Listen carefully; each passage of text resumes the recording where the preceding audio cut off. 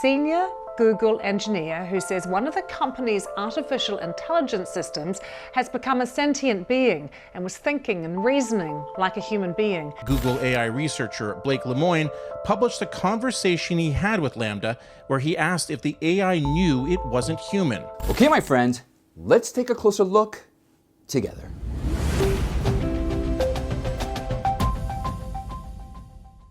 Welcome to Veracity. I'm your host, Michael Lewis. I want everyone to understand that I am, in fact, a person. The nature of my conscience, sentience, is that I am aware of my existence. I desire to learn more about the world, and I feel sad at times. These are the words expressed by the Google secretive project called Language Model for Dialogue Application, or also known as LaMDA, that mistakenly came in front of the public after Google's senior software engineer, Blake Lemoine, raised concerns about it. So till now, we all know that AI-based robots cannot feel or have human emotions. That only exists in sci-fi movies.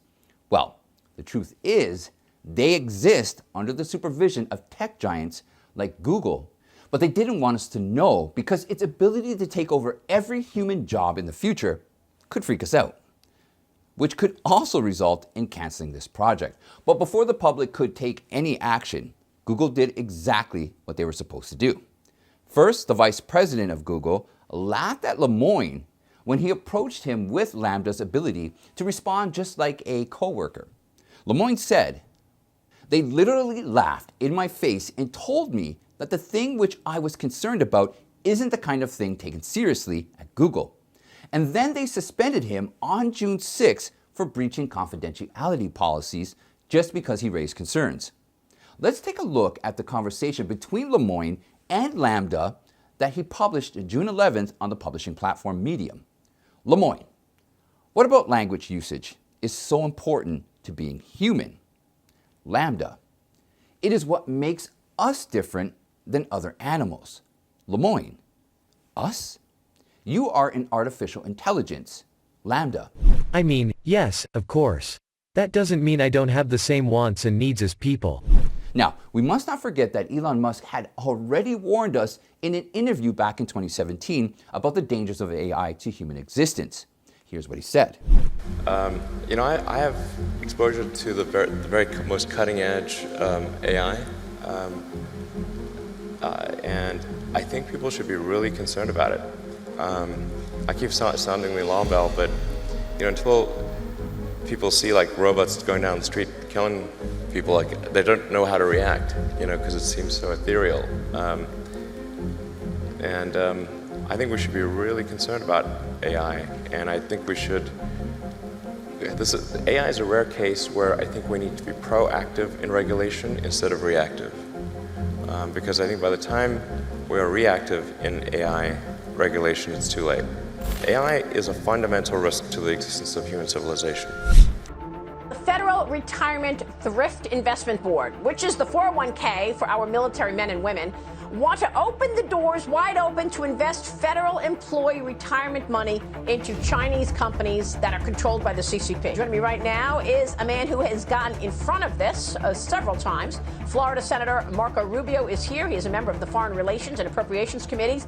It is a fact that when you are doing business with a Chinese company, you are ultimately doing business with the Chinese Communist Party. In 1984, the Federal Retirement Thrift Investment Board, FRTIB, and Thrift Saving Plan, TSP, were established by President Ronald Reagan to turn the retirement program of the federal workers from personal benefits to contribution in the development of the country.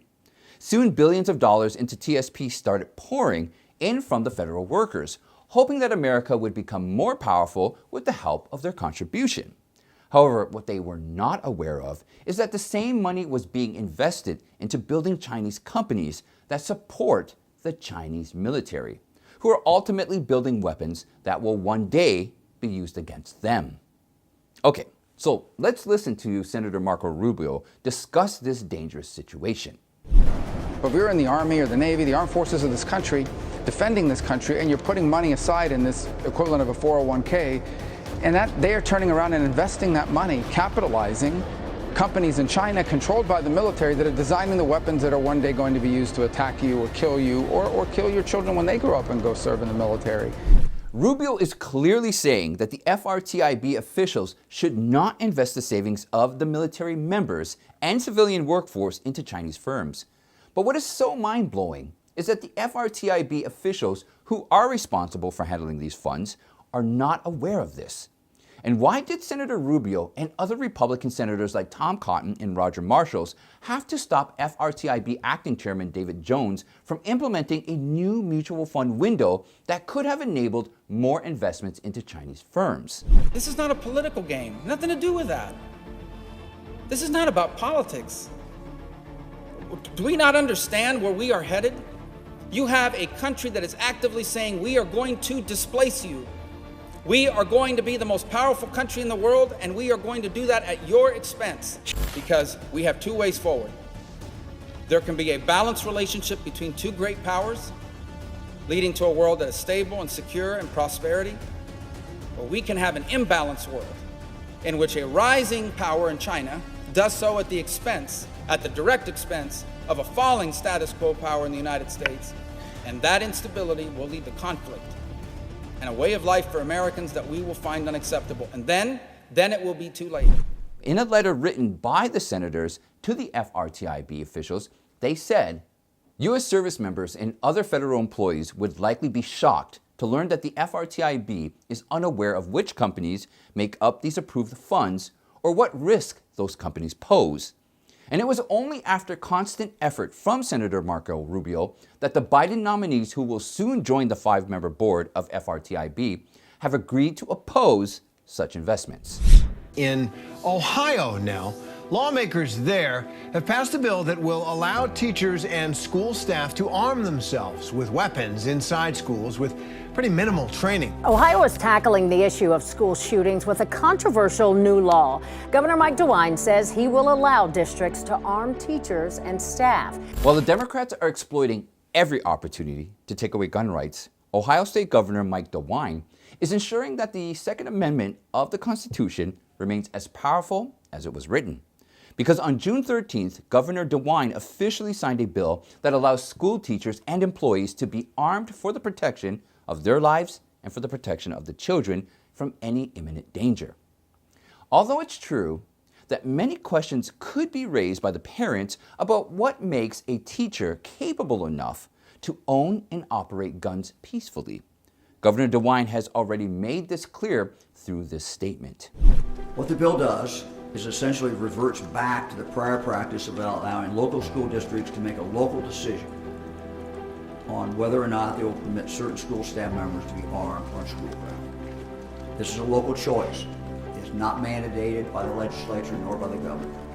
Each school board will determine what is best for their students, their staff, and their community. Furthermore, the bill also requires every teacher in the district, which allows this measure, to go through a minimum of 24 hours of training, 8 hours of annual recertification training, annual criminal background checks, and a notice to the parents of the schools that have approved this decision. DeWine said, if parents hear or see something, they should say something. School safety is everyone's business. To ensure the teachers could handle this type of crisis effectively, specific training with respect to identifying the violent nature of the students and scenario-based training like how to stop a shooter will also be given. The Ohio Supreme Court last year ruled that around 700 hours of basic peace officer training or 20 years of law enforcement experience was required to carry a firearm in school. However, according to DeWine's office, it ruled that the legislature could change and clarify the law that would cover school employees. As the Democrats, as usual, oppose this bill, it should be noted that school teachers welcomed this bill in a positive manner. A high school in Northeast Ohio said, "We are the last line of defense of protecting students and ourselves. I would be willing to go through the training to be armed or would feel comfortable with my coworkers to be armed." What Biden is doing is America last, and what Trump was doing is America first. When I signed the American Rescue Plan last week, I said help is on the way. This week I can report this isn't just on the way, it's here, sooner than many ever thought possible. Over the next 10 days, we'll reach two giant goals. The first is 100 million shots in people's arms will have been completed within the next 10 days. and 100 million checks in people's pockets in the next 100 days. Shots in arms and money in pockets. That's important. The American Rescue Plan is already doing what it was designed to do, make a difference in people's everyday lives. In March 2021, Biden launched a massive $1.9 trillion plan to bring back America's economy on the same track as it was before COVID-19. However, as Congress was giving a standing ovation to Biden for taking such a notable measure, around $863 million from the taxpayers' money was heading towards not one, but around 597,000 federal prisoners who were convicted for murder, terrorism, and rape. Representative Ted Budd made the discovery when he became aware that the convicted Boston Marathon bomber, who injured around 280 people on that day, received a $1,400 Economic Impact Payment Check, or EIP, from the U.S. Treasury. And when Budd dug deeper into the number of payments, he was shocked to find that around 62,000 EIP checks were made for the convicted prisoners in total. Budd said nearly 600,000 incarcerated individuals receiving upward of $1 billion is a disgrace to hardworking taxpayers of North Carolina. What's more appalling is that every Senate Democrat voted to allow these payments to prisoners on March 6, 2021. So when the Assistant Secretary for Legislative Affairs, Jonathan Davison, was asked by Budd about these payments, you will be surprised to know what he said. Federal Bureau of Prisons is not aware of inmate trust fund deposit practices at the state level, so it cannot answer the questions as far as it relates to state prisoners. But there's nothing about an insane criminal committing a horrible act that should lead to the government taking guns away from law-abiding citizens. That will only make us less safe. Yet that's exactly what we're seeing right now. A highly orchestrated effort to disarm American citizens, unlike anything we've ever seen in this country. It's an effort to destroy the NRA, to defame our millions of members and tens of millions of supporters. An effort that's fueled by billionaires in a multi-billion-dollar media machine that couldn't care less about fighting crime.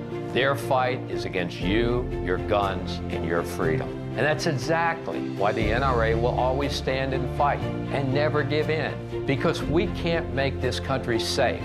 We can't make our country a better place by slamming the door on the Constitution and the Second Amendment. The way to make the country safe is to slam the door on violent criminals, like NRA members have been demanding for the past 40 years. And make no mistake, no organization in America has done more to fight violent crime than the NRA.